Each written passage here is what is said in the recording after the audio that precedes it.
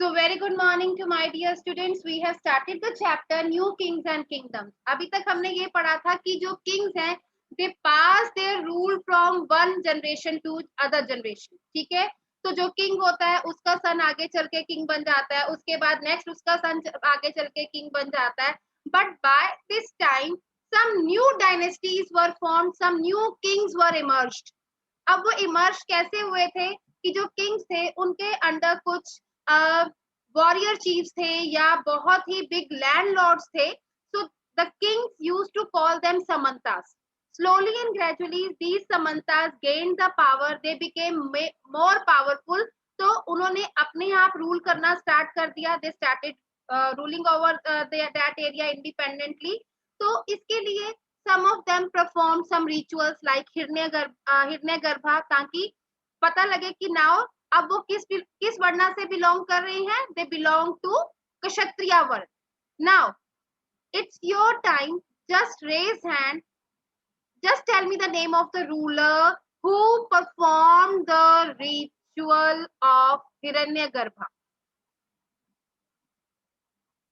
Yes, Manya. Danti Durga.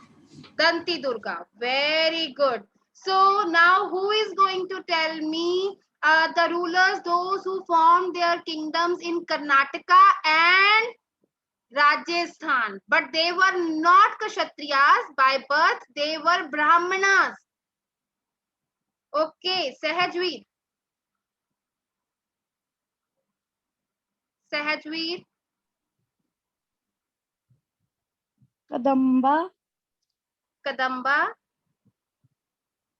Mayura Sharman, Mayura Sharman. Yes. Gujjar Pratihara Harichandra. ठीक है. तो जो ये रूलर्स थे तो ये कहां से बिलोंग करते थे? Basically these were Brahmins and later on they took up the tools. और इन्होंने अपनी डायनेस्टीज बनाई. कदम डायनेस्टी है, गुज्जर प्रतिहारा है. तो इन किंगडम्स को इन्होंने डेवलप किया. And then we studied about कि इतना किंगडम्स इन्होंने अपना बनाया तो they need to run the administration. जैसे अब हमारे कंट्री में भी है. So we are having central government, we are having state government and at the local level we are also having the government. सो उस टाइम पे भी they need some resources, they also need some people to run the government. तो इन्होंने किसके साथ इन्होंने हाथ मिलाए, किनके साथ अपनी पावर को शेयर किया? with peasants, with traders and with brahmins. इनके साथ आर्टिसन, इन सबके साथ अपनी पावर को शेयर किया. and they started collecting the taxes. and who were collecting the taxes?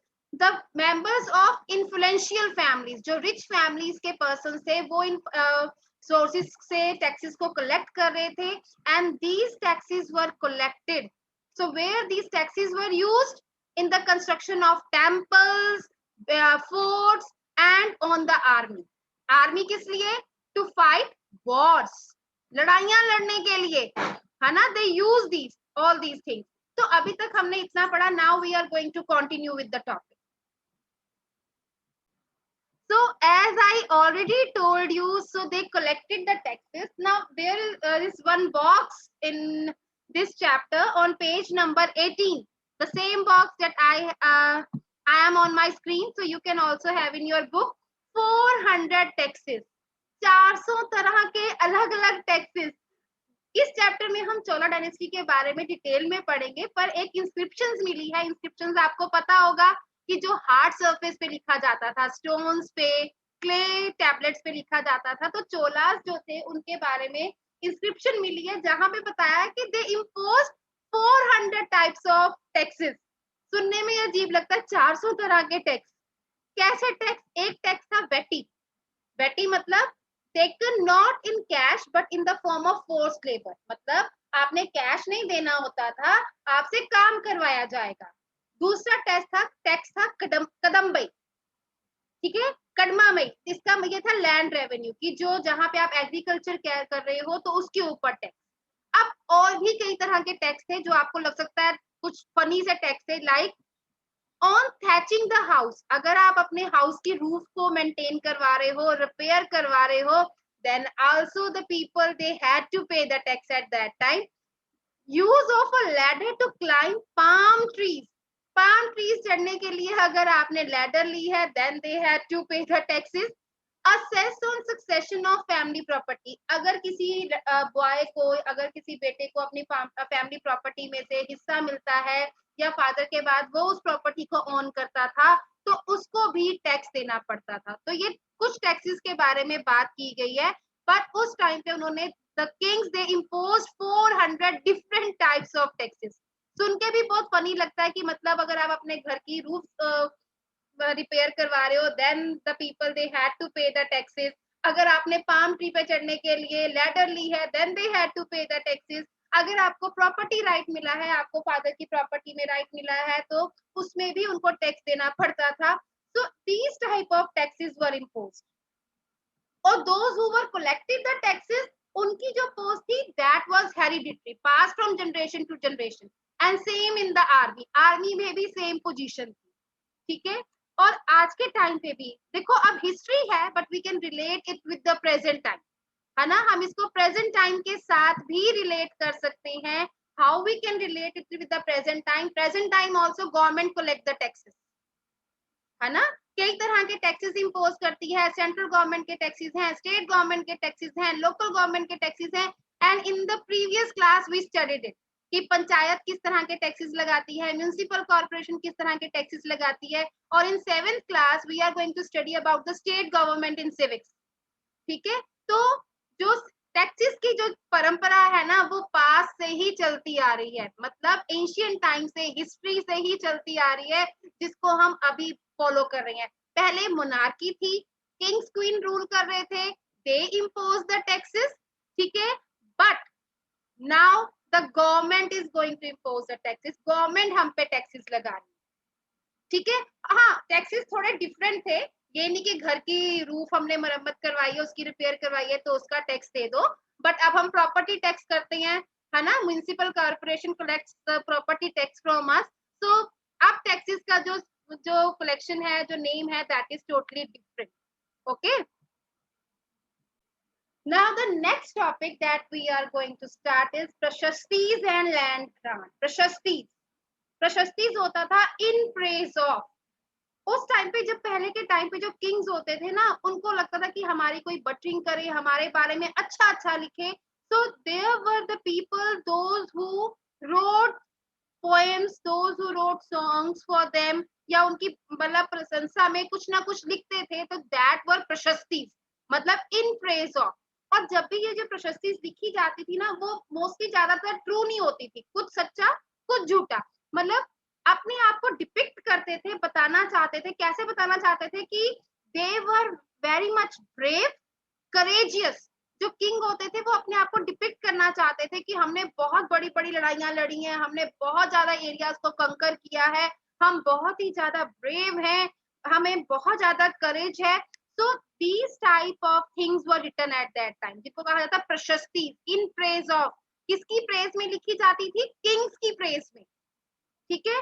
तो who compose these prashastis? Learn Brahmans, जो ब्राह्मण्स होते थे, because they knew the Sanskrit language, ठीक है। And they also help the rulers in their administration, उनकी हेल्प भी करते थे, टाइम टू टाइम उनको गाइडेंस भी देते होते थे related to the administration.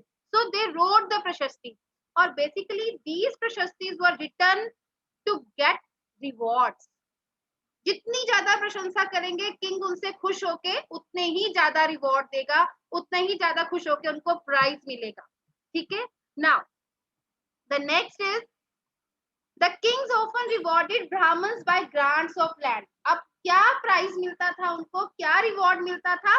Land grants, land मिल गई, उस हिस्से पे चाहे वो एग्रीकल्चर करें, टैक्स कलेक्ट करें, कुछ भी करें, दे कुड डू एनीथिंग, ठीक है। एंड अब उसको रिवॉर्ड तो मिल गया, अब किंग ने उस चीज का रिकॉर्ड भी रखना होता था कि मैंने तो किस किस पोएट को, किस ब्राह्मण को कितनी लैंड दी, कौन सी लैंड दी। So where did they kept the record? They kept the record on copper plates. यहाँ पे देखो, आपके यहाँ बुक में भी है कि किसको कौन सी लैंड दी गई, तो उसका रिकॉर्ड इस तरह की कॉपर प्लेट्स पे रखा जाता था। तो जो आपकी बुक में जो एग्जाम्पल दिया गया है, So these were the copper plates. Here the land grants made by the ruler in 9th century. 9th century में जो ruler था उसने ये grants दी थी, तो लैंड ग्रांट दी थी, तो उसका रिकॉर्ड रखा गया। और जो ये इंस्क्रिप्शंस हैं, जो ये प्लेट्स हैं जिसके ऊपर इंस्क्रिप्शन किया गया, इंस्क्राइब किया गया है, they use 2 languages, Sanskrit and Tamil. कुछ जो प्लेट्स हैं संस्कृत में लिखी गई हैं, कुछ तमिल में लिखी गई हैं, और इसके ऊपर सील भी लगाई गई है। सील लगाने का मतलब है कि जो ये प्लेट्स हैं दैट वर ऑथेंटिक। जैसे आज भी किसी का कोई प्रूफ होता है तो उसके ऊपर गवर्नमेंट की सील लगी होती है ना, हमें पता होता है कि ये डॉक्यूमेंट है, ये ऑथेंटिक है, ये जेन्युइन है, इसको किसी ने झूठा नहीं बनाया हुआ। तो उस टाइम पे भी उनके ऊपर रॉयल सील लगाई जाती थी ताकि पता लगे कि जिसको भी लैंड ग्रांट मिली है और जिसका भी नेम इस पे मेंशन है, तो that document was authentic, genuine है, कोई इसमें छेड़छाड़ नहीं की गई, इसके साथ कुछ गलत मिसयूज नहीं हुआ, या ये कोई झूठा नहीं है डॉक्यूमेंट। ठीक है, so these type of plates were maintain. First we learned about prashasti. तो ये भी एक प्रशस्ति है जहां पे इन्होंने नागभट्ट, एक जो रूलर्स थे प्रतिहारा से बिलोंग करते थे, तो उनके बारे में लिखा है। It just for the reading, आप इसको सिर्फ रीड कर सकते हो, ठीक है, एग्जामिनेशन पॉइंट ऑफ व्यू से नहीं है। इसमें ये बताया गया कि उसने कौन कौन से एरिया को जीता, विच एरिया ही कंकर्ड, ठीक है, तो उस एरिया के बारे में, तो उसकी प्रेज में ये प्रशस्ति लिखी गई है। ठीक है, and same you can just check from on the another page, next page, what was given with the land। जो लैंड थी, जो लैंड थी उसके साथ साथ क्या क्या दिया जाता था। इवन जो उस लैंड एरिया में अगर कोई कैनाल आ रही थी, कोई वहां पे ऑर्चर्ड्स आ रहे थे, फ्रूट बियरिंग ट्रीज आ रहे थे, कुछ भी गार्डन्स आ रहे थे, what ever thing came under that land, that was mention. Land का मतलब ये नहीं कि ये लैंड दे दी, पर वो क्लियरली मेंशन भी करते थे कि उस लैंड में क्या क्या चीज कवर हो रही है। So this books that is only meant for reading purpose, you can read कि किस तरह की जो लैंड ग्रांट्स देते थे, उस लैंड में वो क्या क्या चीज कवर करते थे, तो that you can only read for that purpose. अभी हमने पढ़ा कि जो प्रशस्ति लिखी जाती थी और जो ब्राह्मण्स होते थे, दोज हु रोट दोज प्रशस्ति, दे गॉट लैंड ग्रांट्स। उसी की तरह 12th सेंचुरी में भी लॉन्ग संस्कृत पोएम लिखी गई, and that poem was related to the history of kings who ruled over Kashmir। अब जो ये poem थी that was related to the history of the kings who ruled over Kashmir, और जो इसका जो poet था, किसने, who composed these, इसका जो author था, तो author कौन था इसमें, that was कल्हना। कल्हना उसने इस poem को लिखा था। अब जो पोएम इसने लिखी या जो प्रशस्ति ब्राह्मण्स लिखा करते थे, that were little bit different। When he wrote this poem, जब उसने इस पोएम को लिखा, he used variety of sources। उसने कई सोर्सेस को इसके लिए पढ़ा, इंक्लूडिंग इंस्क्रिप्शंस, जो किंग्स के बारे में इंस्क्रिप्शंस थी, डॉक्यूमेंट्स थे, या जो आई विटनेस थे जिन्होंने उन किंग्स को रूल करते हुए देखा था, या जो उनके बारे में जो हिस्ट्रीज थी, उन सबको पढ़ा। Then he wrote the poem, and that poem was totally different from the प्रशस्ति। कैसे डिफरेंट थी? One difference was there। उसमें क्या थी, उसमें क्या प्रशस्ति में क्या था, only praise, बिल्कुल praise ही लिखी गई थी, nothing else was there। ठीक है, पर यहाँ पे क्या था, it's often critical about the rulers, मतलब रूलर्स को क्रिटिसाइज भी किया गया था कि उनके टाइम में किंगडम्स में क्या प्रॉब्लम्स थी, कहाँ वो लैग बिहाइंड रहे, that was also mentioned. In that way the poem that was written by Kalhana was totally different from the prashastis that were written by Brahmans. Brahmans ने वो सब कुछ रिवॉर्ड लेने के लिए लिखा, पर इसने जब पोएम लिखी, इसने बाकी सब सोर्सेस को भी पढ़ा, then he wrote the poem. Okay, so we studied that there were so many new dynasties were emerged and they controlled some specific areas, but उन्होंने अपने एरिया तक ही नहीं कंट्रोल किया, but they try to gain control over some other areas, दूसरे areas को भी control करना start किया। सो वॉरफेयर फॉर वेल्थ, लड़ाई लड़ी फॉर वेल्थ। अब किन किन एरियाज के लिए क्यों लड़ाई लड़ी? For prized areas, for resources and for expansions. For these three reasons they fought wars. जो इस टाइम पे डायनेस्टीज थी, जो इस टाइम पे किंग्स थे, they fought war because of these three main reasons. कुछ एरियाज बहुत वैल्यूएबल थे, तो that's why they wanted to control that area. कुछ एरियाज के resources, to control those areas, उन रिसोर्सेज को कंट्रोल करने के लिए then they fought the war. And main reason to expand their territories, अपने एरियाज को एक्सपैंड करने के लिए भी दे फॉट द वॉर्स. तो अब हम इन तीनों को one by one we are going to learn that. So first is prized area. अब जैसे यहाँ पे है city of Kannauj in the Ganga valley, ये जो एरिया है that present day lies in Uttar Pradesh. तो ये उस टाइम पे बहुत ही वैल्यूएबल एरिया था. तो so many dynasties, so many kings wanted to control over this area. तो ये काफी सेंचुरीज तक, जैसे यहाँ पे गुज्जर प्रतिहाराज, राष्ट्रकूटास, पालास, इन डायनेस्टी ने बहुत लड़ाइयां लड़ी टू कंट्रोल द कन्नौज. अब क्योंकि यहाँ पे जो ये तीनों डायनेस्टीज ने लड़ाइयां लड़ी हैं, तो थ्री डायनेस्टीज आर देयर. तो इसको जो स्ट्रगल को नाम दिया गया, that was tripartite struggle. Tripartite means three parties का. ट्राई मतलब three, partite means three parties. Which three parties were basically involved in this struggle? Gujjar Pratihara, Rashtrakutas and पाला. And which city they wanted to make a control over there? That was Kannauj. क्योंकि इन तीनों dynasties ने इस city को control करना चाहा. इनको लगा कि ये सिटी बहुत ही ज्यादा वैल्यूएबल है. दैट्स व्हाई इन तीनों में मतलब लड़ाई होती रही. तो इस स्ट्रगल को नाम दिया गया tripartite struggle. So which dynasties were the part of this struggle? Gujjar Pratihara, Rashtrakutas and Pala dynasty. So these were the parties there. अब आता है resources. As we have already studied, जो rulers थे, they wanted to show off their wealth. अपनी wealth का show off करने के लिए they wanted to show off their power. They started constructing the buildings. क्या buildings बनानी शुरू कर दी? Large forts, temples, वो बनाने शुरू कर दिए. तो जब भी अब कोई इन पे अटैक करता था, तो मोस्टली टारगेट कहाँ किया जाता था? इन फोर्ट्स पे, इन टेम्पल्स पे, because these temples were very much rich. Donations मिलती थी, किंग्स ने बनाया होता था, वैल्यूएबल स्टोन्स, वैल्यूएबल इसके ऊपर जेम्स वगैरह लगाए जाते थे. तो जब भी इनके ऊपर अटैक किया जाता था, तो mostly the people those who attack. बेटा हमारे यहाँ इंडिया में ना बहुत सारे इन्वेडर्स भी आए. इन्वेडर्स कौन होते हैं? जो हमारे यहाँ जो अटैक करते हैं और वैल्यूएबल थिंग्स को अपने साथ ले जाते हैं. उनमें से एक बेस्ट नोन जो रूलर रहा है, that was Sultan Mahmud of Ghazni. ठीक है, अफगानिस्तान में गजनी सिटी है, तो वहां का रूलर रहा है महमूद. सो ही अटैक्ड इंडिया. यहाँ पे उसने 17 टाइम्स अटैक किया है उसने. एंड मोस्टली उसने अटैक कहाँ किया है? टेम्पल्स में. और हर साल वो अटैक करता था, और स्पेशली वेल्दी टेम्पल्स पे, जैसे जो हमारा सोमनाथ जो गुजरात में है, सोमनाथ टेम्पल है, वहां पे भी उसने अटैक किया. और वहां से उसने बहुत सारा पैसा लेके गया, और उस पैसे को उसने कहाँ यूज किया? Where he used that money, he used to create a splendid capital city at Ghazni.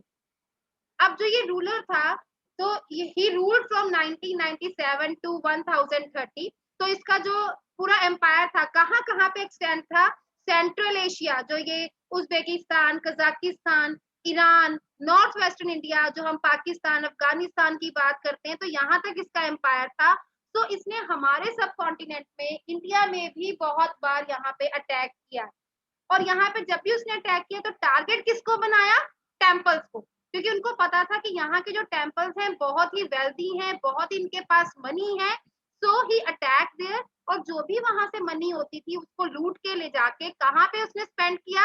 To set up, to create his capital city at Ghazni. Ghazni में जो उसने अपनी कैपिटल सिटी बनानी थी, वहां पे उस मनी को उसने स्पेंड किया.